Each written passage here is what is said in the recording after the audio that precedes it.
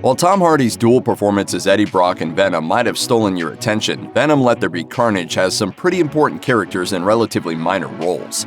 Some pay tribute to the comics, while others might hint at future film stories. Here are the characters that mean more than you realize in Venom. Keep in mind, heavy spoilers follow.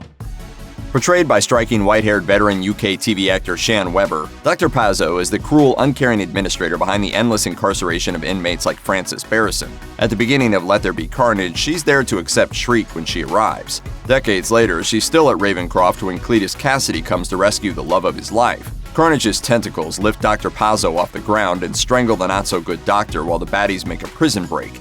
The character has a small but noteworthy history in Marvel Comics, beginning with 1995's Venom: Carnage Unleashed Volume 1, Number 1. In that comic, she's introduced as a psychiatrist for Cletus Kasady rather than Shriek. By 1996, Pazzo was being presented as something of an expert on symbiotes, advising the police and trying to help solve murders. That was pretty much the last appearance of the character, until now. In Let There Be Carnage, there are multiple references to Kasady's abuse at his father's hands, how he murdered his grandmother, and even the family dog. While the details have been changed a bit, without the Pazzo character in the comic books, we wouldn't have a lot of that information. So in essence, the movie has shifted Pazzo's focus from Kasady to Barrison, and turned her into much more of an evil, prison warden-like character. Portrayed by veteran character actor Stephen Graham, Patrick Mulligan plays a pivotal role in all the lives of the film's main characters.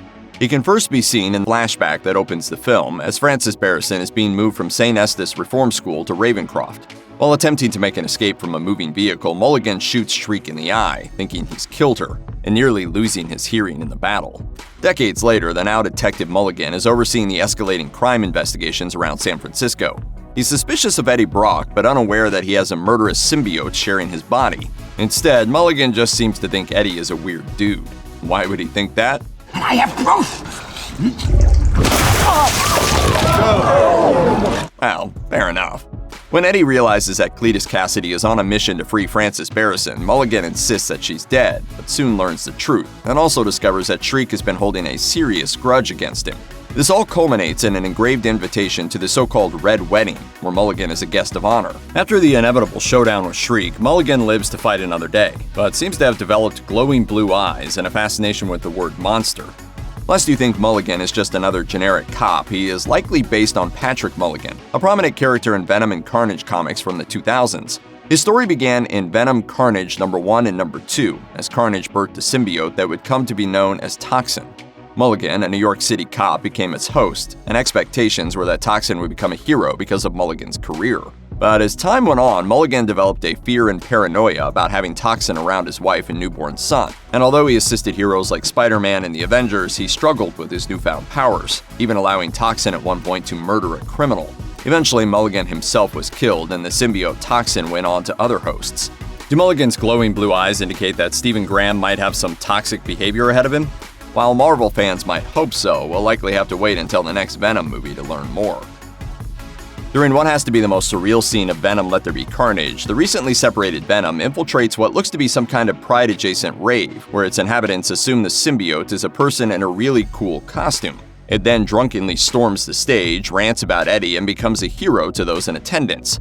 Posters publicizing the event list the talent as Little Simz, and that is who Venom takes the microphone away from mid-performance. The 27-year-old British-Nigerian artist is no character, but in fact an experimental rapper who has opened for the likes of Gorillaz, earned praise from Kendrick Lamar, and appeared previously on the Netflix show Top Boy and the BBC children's series Spirit Warriors. Little Simz also released a song in 2019 called Venom, which doesn't seem to directly reference alien symbiotes, but is peppered with so many words that can't be repeated in this video that all you need to know is the chorus is a multiple repetition of the word Venom. Shortly before Venom: Let There Be Carnage arrived in theaters, she released her fourth studio album entitled Sometimes I Might Be Introvert. According to director Andy Serkis, the Little Simz cameo came about because of Tom Hardy. Serkis told Uproxx, she actually had made a song, unbeknownst to her, called Venom that connected very much with the first movie, and so Tom got in touch with her and that song became sort of the focus. Serkis revealed that the scene was originally written not as a rave, but a, quote, carnival of the damned. Hardy, who is credited on the film not only as a star but also a co-writer, sounds like he was a driving force behind the scene. Tom and co-writer Kelly Marcel were always about Venom coming out and going to a party that was very sort of an LGBTQIA kind of festival. This is Venom's coming out party. Check out one of our newest videos right here. Plus, even more Looper videos about Venom are coming soon. Subscribe to our YouTube channel and hit the bell so you don't miss a single one.